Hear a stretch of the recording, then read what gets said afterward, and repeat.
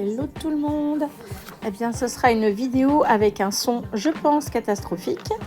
Voilà, j'avais fait la vidéo pendant que les garçons regardaient quelque chose et je pensais que je pouvais enlever le fond sonore. Mais c'est raté. Bon, alors on se retrouvait pour le challenge des cartounettes carrées des hobbies de Nadou. Donc j'avais commencé aussi, carnage pour carnage, la vidéo et j'avais mal appuyé sur enregistrer. Donc voilà, on est tout en décalé de partout. Alors, pour la cartounette, j'ai fait une découpe engrenage dans la base carrée et j'ai gardé évidemment les engrenages pour ensuite venir les décorer et les rajouter. Mais voilà, j'avais envie déjà que le fond soit comme ça troué. Pour le fond, alors j'utilise des aquamarqueurs. J'ai 2 marrons. Voilà, plus foncé, presque gris et l'autre un peu plus chaud. Donc voilà, j'alterne un peu un coup l'un, un coup l'autre pour essayer de faire un fond pas uniforme.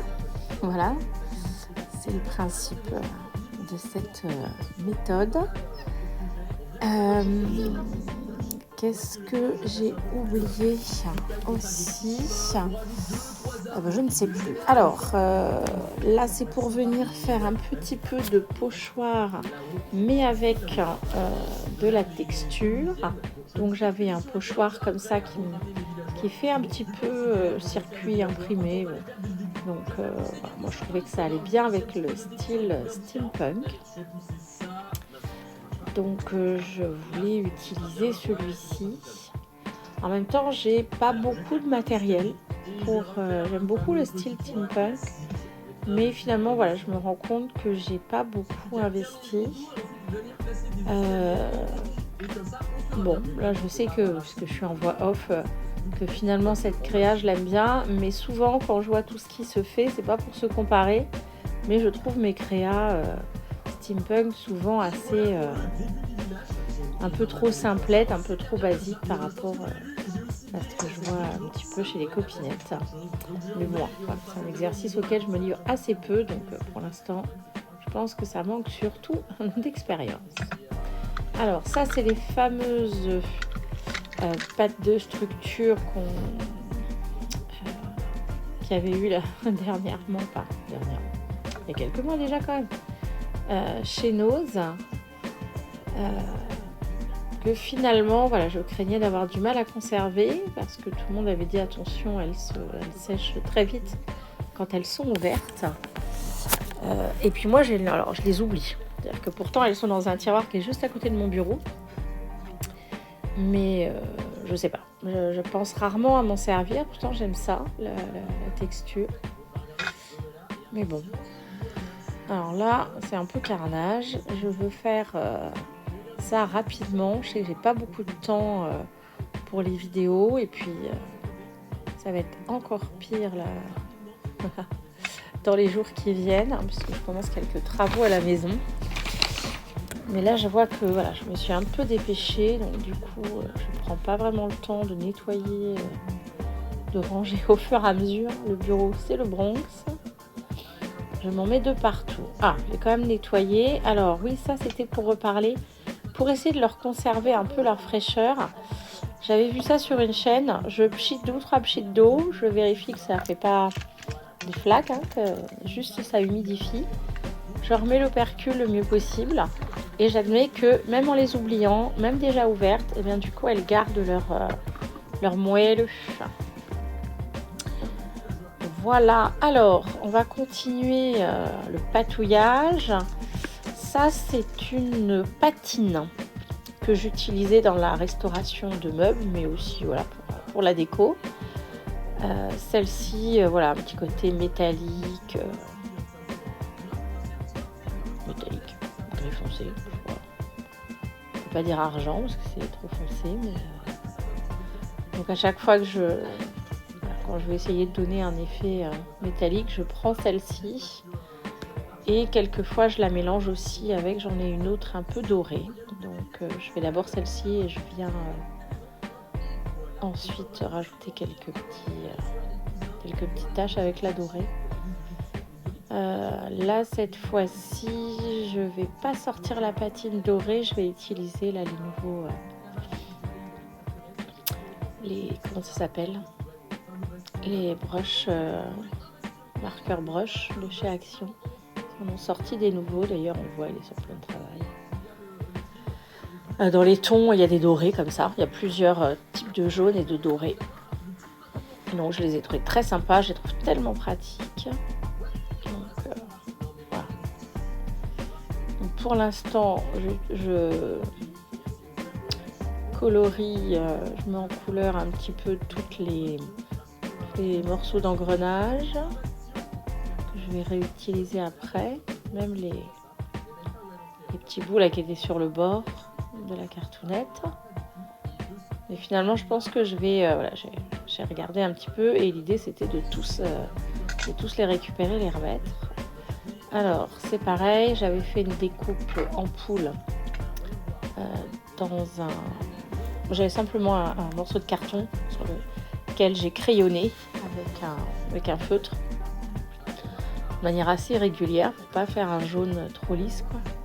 Faire un effet matière. Et puis du coup, voilà, je lui ai mis un peu de gris comme ça sur la douille. Alors là, voilà, bien sûr, c'est du grand n'importe quoi. Je voulais aussi patiner un petit peu le relief parce que, alors, sur de la pâte de texture, venir patiner juste le dessus du relief, ça fait souvent un effet très chouette. Sauf que là, évidemment, j'ai pas attendu que ça sèche. Donc c'est un petit peu carnage. Et puis au final, voilà, avec la déco par-dessus, j'aurais pu m'abstenir de cette étape. C'est pas forcément la plus réussie. Bon, en même temps, voilà, il y a un ou deux petits carnages où le produit finalement ne s'étale pas bien. Comme en dessous, la pâte de texture est encore mouillée, elle l'accroche trop vite. Donc voilà. On peut faire mieux sur du relief avec la patine. Là, c'est n'importe quoi. Comme cette pâte de texture est un peu longue à sécher, j'ai voulu faire sans attendre le séchage. Pas forcément très mal. Alors ça, c'est les fameux marqueurs brush là, de chez Action qui sont super, vraiment, vraiment super pour faire des éclaboussures comme ça. Alors là, j'adore. Je m'en sers quasiment que pour ça. Tellement c'est chouette ça. Donc voilà, on va mettre un petit peu de perspective et ça donne un petit effet métal qui commence à rouiller sur la patine métallique. J'aime beaucoup. C'est vrai que c'est un petit peu plus dur de s'en rendre compte en vidéo. Peut-être en zoomant. Je dirais si... c'est vrai qu'on voit assez peu les détails du coup. Ce petit détail un peu doré. Vraiment, c'est très très chouette. Ces crayons, c'est une belle révélation pour moi. J'adore. Ils sont très très pratiques. Allez, j'en ai partout un peu de nettoyage. Ça serait pas mal. Voilà. Bon. Comme ça, j'ai pu en profiter pendant la pause nettoyage aussi pour sortir quelques stickers et die cut que j'avais, où il me semblait que je pouvais les faire rentrer dans une déco steampunk. Voilà, j'avais envie d'un petit outil, j'ai trouvé mes ciseaux, une petite montre goussée, et puis voilà cette étiquette. Bon, évidemment, j'en avais plusieurs, j'ai choisi celle avec 75. On a les naissances, c'était facile. Ça, c'est les petits, des très jolis stickers transparents que m'avait offert Sophie de la chaîne Sophie Créa. Donc voilà, je les utilise avec parcimonie, parce qu'ils sont très, très chouettes. Donc là, c'était vraiment l'occasion de venir les mettre. Alors ça, c'est un papier calque. Alors, c'est pas calque, c'est un papier millimétré extrêmement fin sur un papier... comment dire, qui est quasi transparent tellement il est fin. C'est pour ça que vous avez pensé à du papier calque. Mais au niveau de la texture, on est plus proche d'un papier cigale que d'un papier calque. Et donc, avec ces mini-lignes là, en papier millimétré bleu, je trouvais que ça allait très bien. Donc, je vais l'utiliser comme fond. Et on ne l'apercevra que sous les découpes qui ont ajouré la petite carte. J'aime bien ce petit effet. Et alors, bon, ça, vous ne pouvez pas vous en rendre compte dans la vidéo. Mais maintenant que le projet est sec, quand on prend la cartonnette dans ses mains, le fait qu'il y ait ce papier très très fin en dessous, et du coup, puis qu'il y ait ces perforations là, et bien, du coup ça fait un bruit très spécial quand on prend la carte, ce mélange du carton et de ce petit papier très fin, et c'est très agréable. Enfin, j'adore les bruits de papier. Donc voilà, j'avais pas fait exprès, mais c'est un petit bonus. Donc voilà, je viendrai découper tout ce qui dépasse de bleu, parce que c'est vraiment sur la partie ajourée que ça m'intéresse de le voir. Et puis les cartonnettes étaient déjà la bonne dimension. Donc maintenant, ça va être la déco. Je vais venir coller tous les éléments que j'ai sélectionnés. Déjà en réintégrant les engrenages qui viennent de la découpe initiale. Alors évidemment, l'idée c'est de ne pas les remettre dans les découpes, c'est de les mettre en décalé, à part les tout petits là qui étaient sur le bord, pour pas que mon bord soit trop fragile. Mais pour tous les autres morceaux, l'idée c'est de les mettre en décalé, de ne pas refermer la perforation que ça a créée. Donc là peut-être on voit un petit peu mieux l'effet avec la peinture dorée.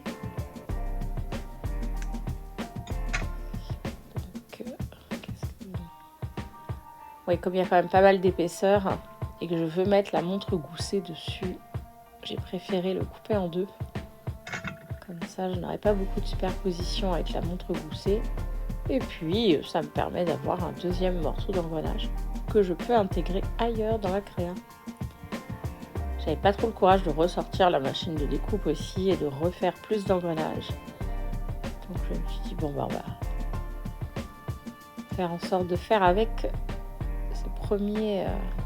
juste cette première découpe. Voilà, la joie des stickers, toujours un vrai bonheur.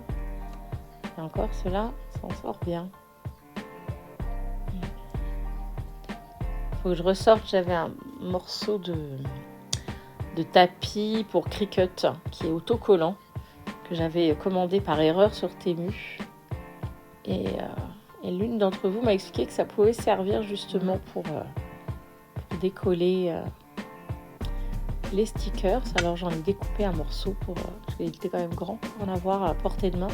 Je ne sais pas où je l'ai mis, donc je vais en découper un autre morceau, parce que c'est vraiment chouette d'avoir ça dans ces outils à portée de main quand on galère là pour décrocher les stickers. La fin sur de la décoration, c'est essentiellement du collage, puisque j'ai choisi mes éléments, que les découpes sont déjà faites. Voilà, il n'y a plus qu'à disposer aux endroits qui me parlent. Parce qu'évidemment qu'il n'y a pas de bonne ou mauvaise emplacement. Je trouve que c'est vraiment... Et puis même nous, à un autre moment, dans une autre humeur, avec les mêmes éléments, on les aurait placés différemment, c'est sûr. Voilà. Comme il y avait quand même beaucoup de choses, je fais un petit test avant, vous voyez, je les place d'abord. pour être sûr que dans les éléments là qui me restent de sortie, voilà, chaque chose je trouve sa place la plus harmonieuse possible. Oui, alors ça c'est pas possible, hein, l'épaisseur de blanc qu'il y a là-dessus. Mes super ciseaux spécial scotch, colle et voilà, autre adhésif. J'ai essayé de m'astreindre à garder, j'ai mis un ciseau de côté, donc, enfin une paire de ciseaux là, celle-ci, que j'utilise là en ce moment pour détourer l'étiquette, et que je n'utilise que pour les scotch et les papiers, comme ça, les stickers, les papiers collés, pour n'en avoir qu'un seul à nettoyer. Et comme même si on arrive souvent à rattraper toutes les traces de colle, ça l'altère quand même un peu. Donc j'ai décidé d'essayer d'en utiliser un seul pour ça. Donc là ça fait pas très longtemps. Pour l'instant je garde cette bonne habitude. Bon, je sais que souvent dans la durée, tu as besoin de t'occuper, Liane. Les mauvaises habitudes ont une fâcheuse tendance à revenir. C'est comme ça. Les petits ciseaux.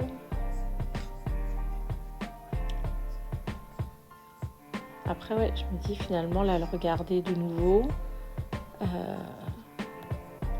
D'habitude, c'est vrai que j'aime bien mettre des choses plus en relief, des objets. C'est vrai que là, sur les cartounettes, pardon, excusez-moi, un petit moment de fatigue. Ouais, sur les cartounettes, il n'y a pas non plus beaucoup de place pour mettre des... Mais voilà, j'aime bien pouvoir mettre des vrais éléments, quoi. En relief, je veux dire. Je trouve que de mettre un vrai... par exemple, j'ai comment ça s'appelle, des petites breloques, voilà, je vais y arriver, en forme d'outil. Donc du coup, sur d'autres créables, je sais que j'avais déjà fait, j'aime bien venir coller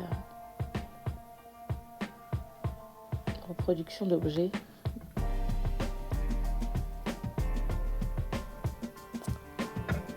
Voilà. Bon, du coup, je sais même pas si cette vidéo au final sortira, parce que cette histoire de son là, c'est catastrophique. J'étais persuadée que j'avais déjà réussi à retirer le son d'une vidéo pour mettre à la place une voix off comme ça. Alors je ne sais pas. Soit, je ne sais pas si c'était passé la dernière fois, parce que là j'ai regardé dans ce tout petit logiciel que j'ai pour faire des montages très simplifiés, parce que je ne suis pas très douée. Il n'y a pas. Il n'y a rien qui permet de faire ça. Alors, je ne sais pas comment j'avais fait la dernière fois. Ou alors peut-être que le son était trop faible et du coup j'avais l'impression que ça avait enlevé la première partie du son. Je ne sais pas. Bref, en tout cas, cette fois-ci, c'est un peu carnage. Puisque les garçons étaient en train de regarder un live de leur côté, juste à côté. Comme j'avais pas beaucoup de temps, j'ai dit tant pis, je filme quand même moi et puis je ferai une voix off. Sauf que je n'arrive pas à enlever le fond sonore. On verra ce que ça donne. Si je trouve ça vraiment trop pourri, tant pis. Je ne ferai pas de vidéo et je vous mettrai simplement, je vous montrerai la création dans un short ou juste en photo sur la communauté.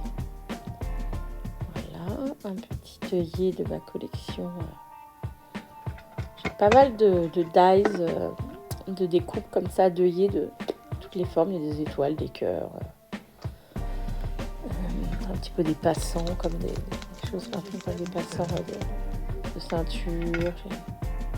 J'ai plusieurs petites formes, donc j'en avais fait pas mal, des découpes pour en avoir un petit stock d'avance. Donc voilà, je voulais rajouter un petit peu de bleu pour camoufler bordure. Puis voilà, faire un petit rappel du bleu. C'était un peu risqué de faire ça avec ce feutre. Mais bon, ça va. J'ai pas fait trop de bêtises. Mais je suis pas très très fan du bleu. J'aime bien des petites touches comme ça de bleu, mais voilà, c'est tout. Je suis pas très à l'aise avec le bleu. En tout cas en créa. Et du coup, dans les encres que j'avais un bleu beaucoup plus soutenu. Qui voilà, me plaisait pas du tout pour faire le bord comme ça. Donc j'ai pris une fois de plus là les brushes marqueurs.